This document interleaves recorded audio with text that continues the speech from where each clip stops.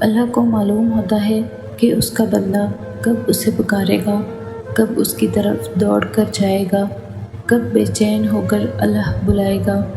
وہ انتظار کر رہا ہوتا ہے تمہارا۔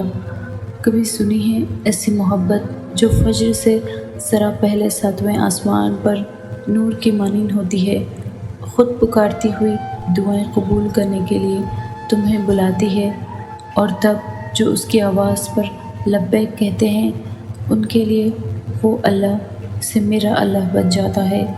دوست، مددگار، سننے والا، غم دور کرنے والا اللہ ہے۔ اللہ کو پانے کا سفر آسان ہوتا تو یعقوب کی آنکھوں کی روشنی نہ جاتی، ایمان کمزور پڑ جاتا، قدم لڑکھڑا جاتے، دل گھبرا جاتا، رونا بھی آتا ہے، مگر اس سب کے بعد بھی تمہارا بھروسہ نہیں ٹوٹنا چاہیے۔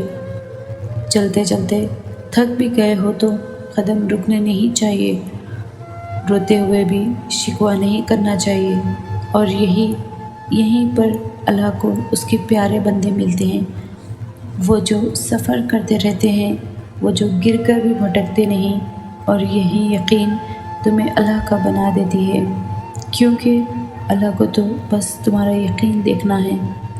جب مشکلات حد سے زیادہ بڑھ جائے تو معاملات اللہ کے آگے سپرد کر دینے چاہیے۔